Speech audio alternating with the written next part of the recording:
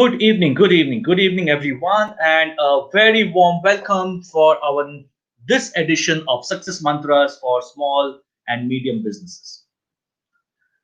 Thank you very much for joining in, and I appreciate that you had an opportunity to do something else on a Friday at 6 o'clock. But I'm so enamored and so overwhelmed by the response that we keep on getting on how many of you keep on watching these Facebook live sessions. For those who have joined for the first time, please subscribe to the YouTube channel and you will get tons of information about how you can directly implement things into your business and take actionable steps. So my name is Malloy Chakravarti and I'm an entrepreneur myself and an Action Coach certified business growth coach. I work with ambitious entrepreneurs so that they can not only exponentially grow their profits and revenues, but also look forward to the most important thing in life, that's a business legacy. And very few of us think about that business legacy. And I want all business owners who are watching this at whatever age group you are in to think about what will happen to your business maybe 10 years, 20, 30, 40, 50 years from now when you are not there on this planet.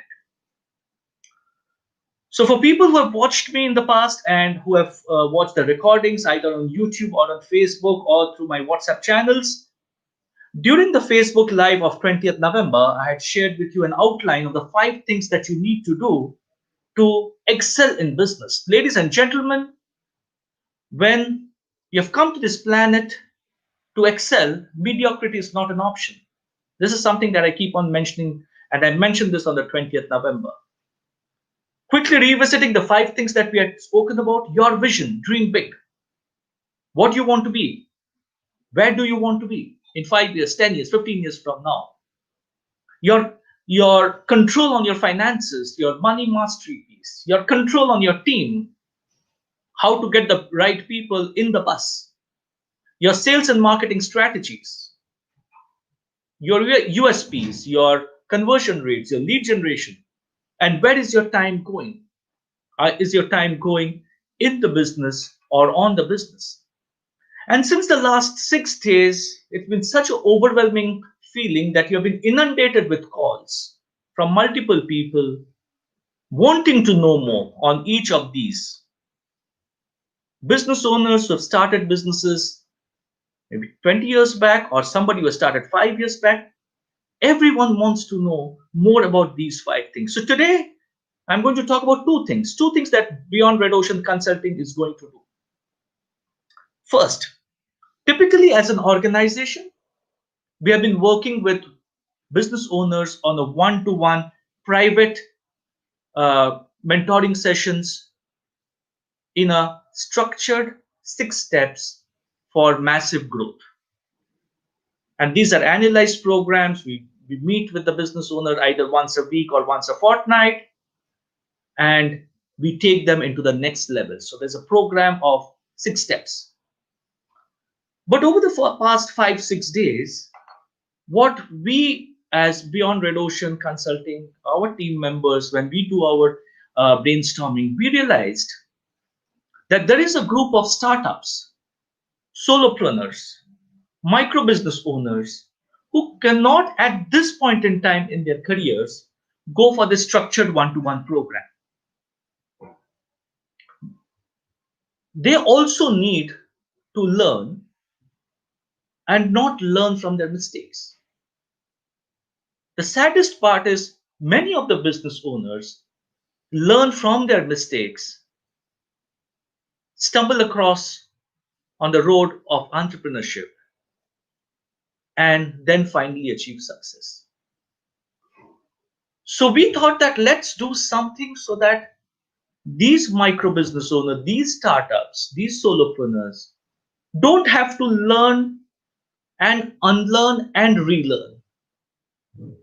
Can they learn from the established models that are already there and have a probability of success which is much higher than if they had not learned these programs? So as a starting point, we are restarting our group coaching model, and the remodeled group coaching model is starting from the 5th of December But this is in a slightly different format. Earlier, we were doing a 6-month program, and now we are moving into a 3-month program, a shortened version. Because first, let's get two things in place: the sales and marketing and cash, the money mastery. So we thought, let's do a shortened program, 3 months, 7 sessions, one every fortnight in person, in a group format of about 5 to 7 business owners, not more than that. So the first batch is starting on the 5th of December, the second batch is starting on the 12th of December. The links are here under. If you're interested to know more, click on the links below and our team would get back to you. As a second step, taking a cue from what has happened in the last 5-6 days, over the next few webinars, I'll be highlighting on each of those 5 areas that I spoke last time on. And today, we are going to speak about money, money mastery. Get to smell your cash. It is no point being a profitable organization only, but you need to smell and see your cash. That is the theme for today. And ladies and gentlemen, for the next 20 minutes or so, please keep a pen and paper in hand, because I will give you activities that you can do, which when you study in your business, you will know where your cash is going. And when you correct these small steps of correction that you do, you will see the significant impact that it brings into your business in the coming months and years. So today we are going to talk about the necessity of financial management. Financial management in a firm, so whether it's a small, micro, big, large, is characterized by in different cases by the need to confront a somewhat different set of problems and opportunities than those confronted by large corporations. One immediate and obvious difference that is there with the majority of smaller firms is that do not have the opportunity to sell stocks or bonds in order to raise funds. So in most cases, they have to rely on either trade credit, bank financing, lease financing, and the worst of all, personal equity to finance these businesses. And hence, these businesses face a much more restricted set of financing alternatives that are faced by that vice president of a large corporation. Having said that, many of the financial problems that are facing the small firm are very similar to those of the larger corporations, like the analysis required for a long-term investment decision, such as purchase of machinery or evaluation of lease by alternatives, is essentially the same regardless of the size of the firm. So once the decision is made, the financial alternatives available to the firm may be radically different, but the decision process is generally same. On top of it, because smaller firms get pushed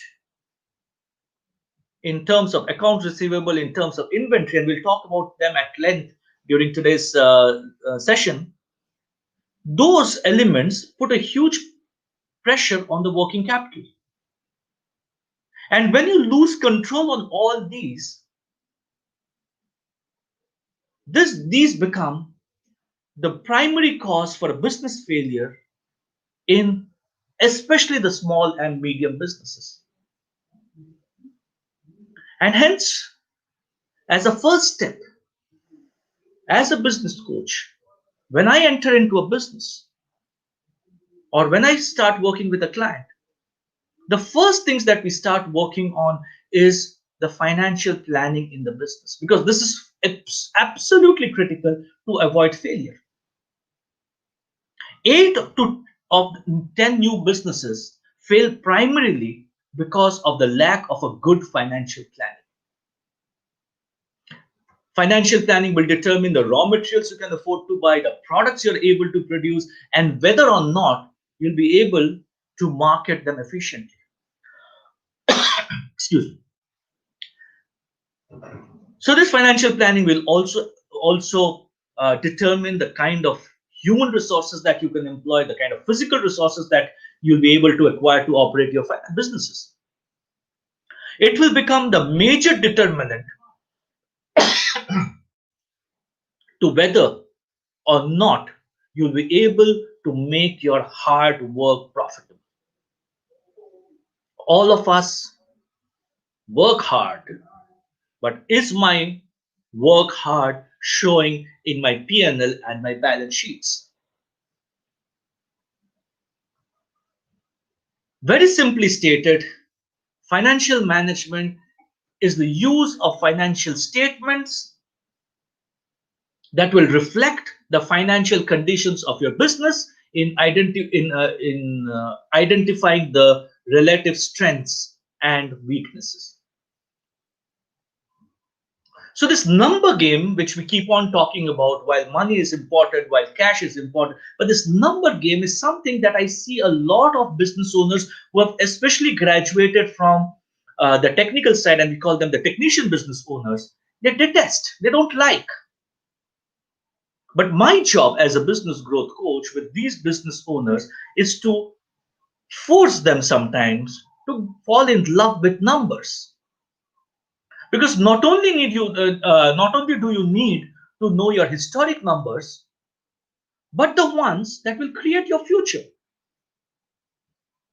Unfortunately, too many business owners do not have the ability to make a decision because of this basic lack of information. I do not know what was my past and what is going to be my present, or what is going to be my future.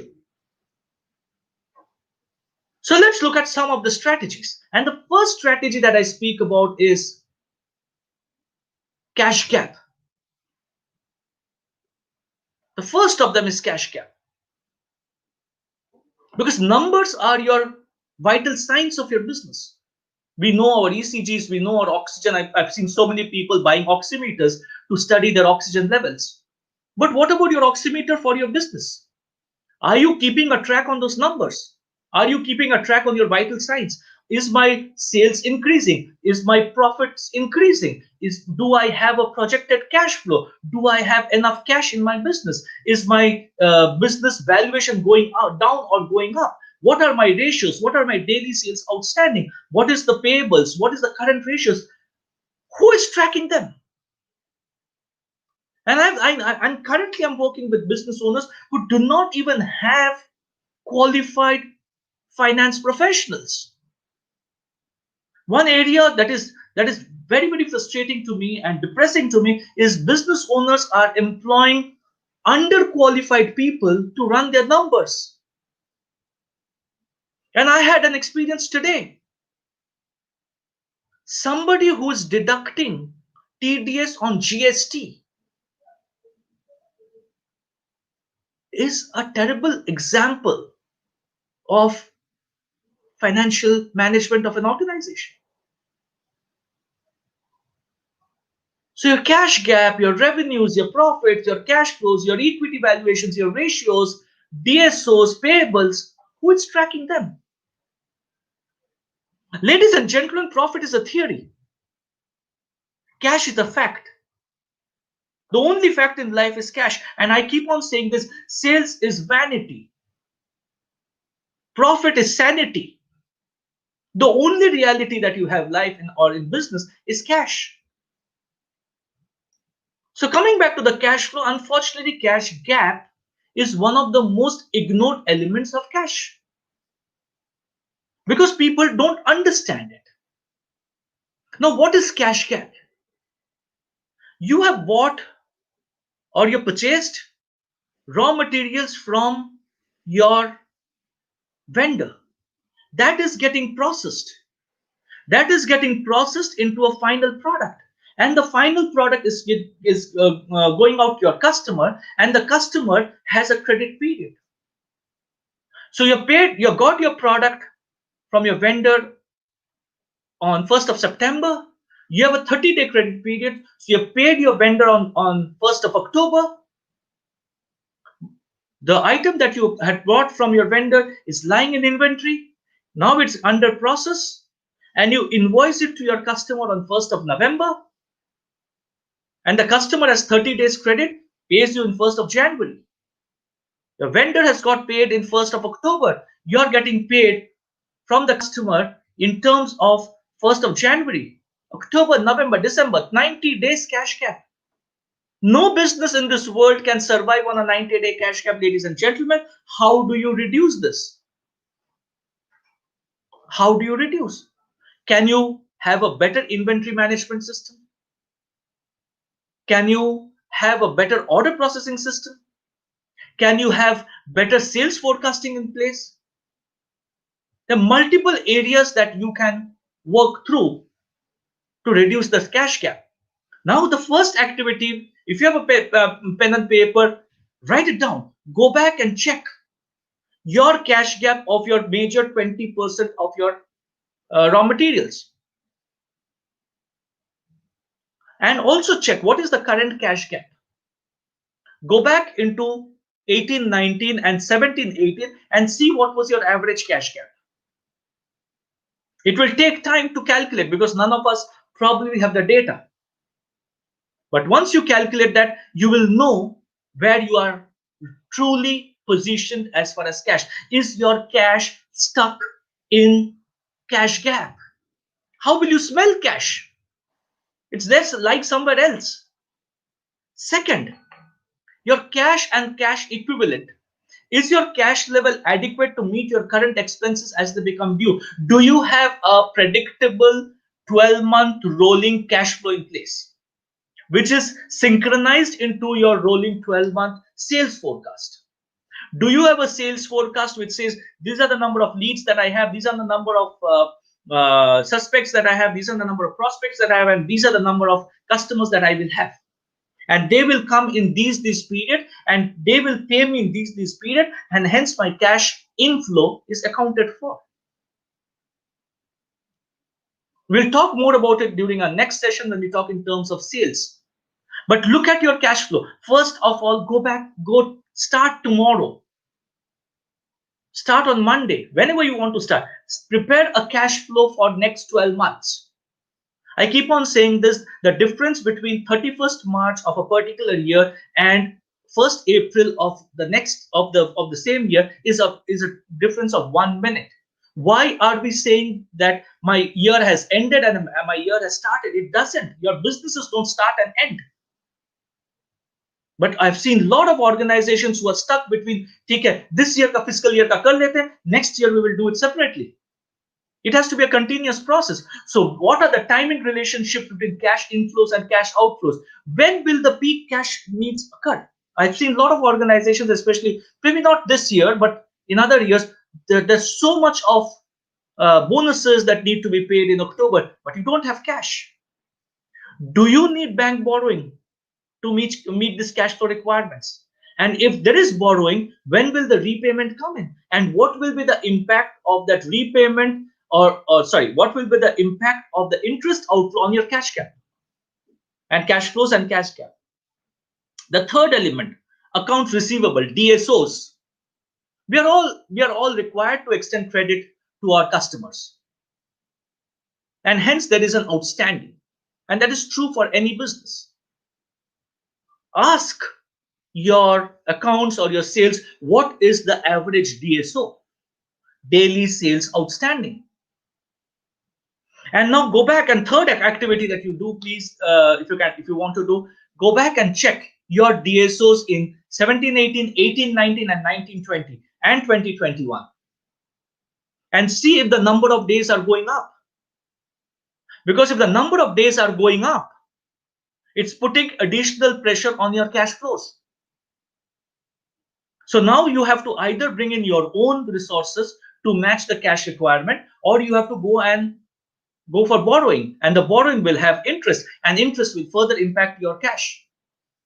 So on a business, you may be highly profitable, but on a cash, you're zilch. So what actions do you need to speed up collections? Why are we hesitating in going and asking for money? It's our money. I have given the services based on the promises that I've made in my contractual agreement to my client. So what is stopping me from going and asking for money? Fourth, check your inventory. Inventories often make up 50% or more of your firm's current assets, and therefore they are deserving of close scrutiny. What is your level of inventory? What is the relation to inventory in relation to sales? What is the inventory turnaround time?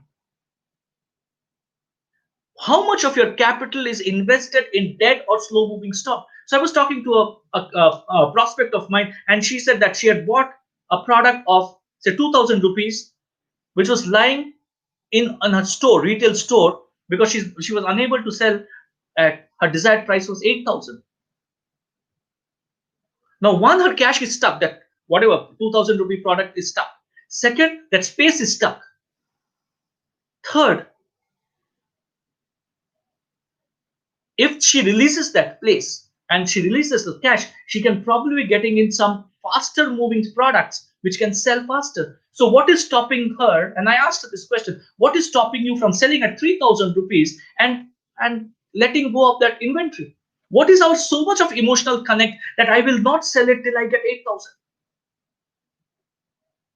So how much of your capital is invested in dead or slow moving stocks?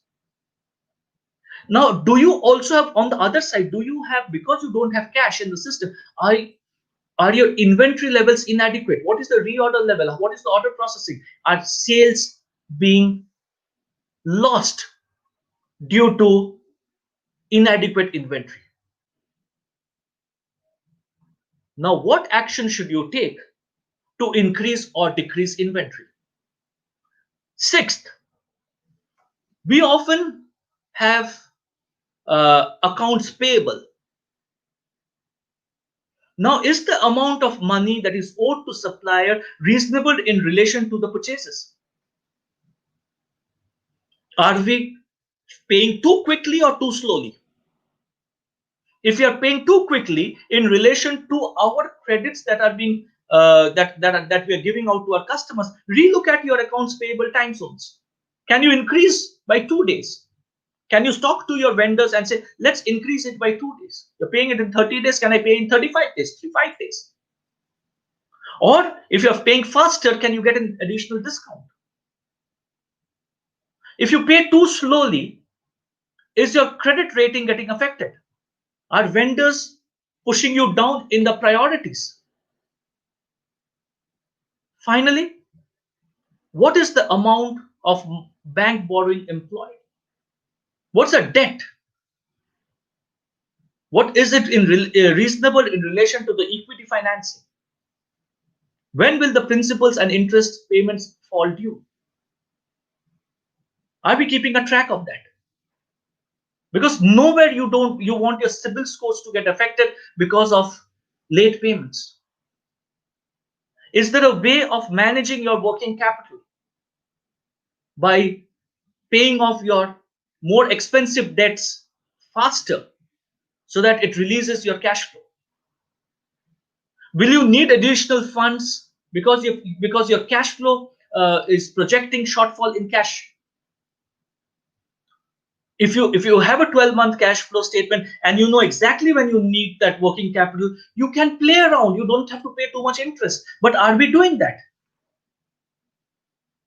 A business owner or a manager who understands these concepts and uses them effectively to control the evolution in business has a much higher chance of success. But many business owners are refraining from addressing these issues. They're looking at the sales. They're looking at customer acquisition.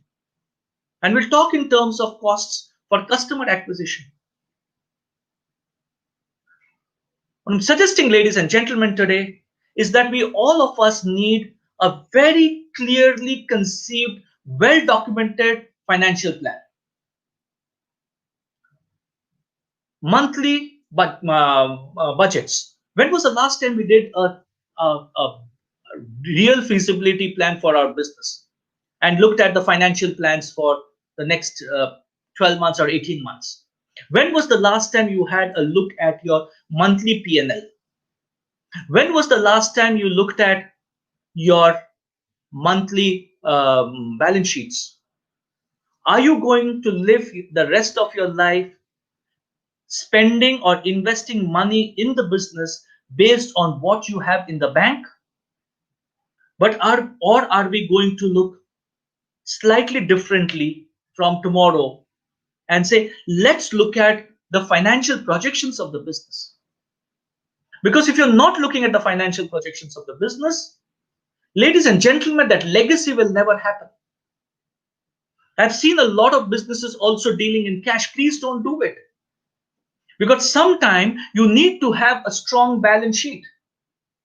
If you want to raise debt, if you want to raise capital, you need a strong balance sheet. Please refrain from using cash.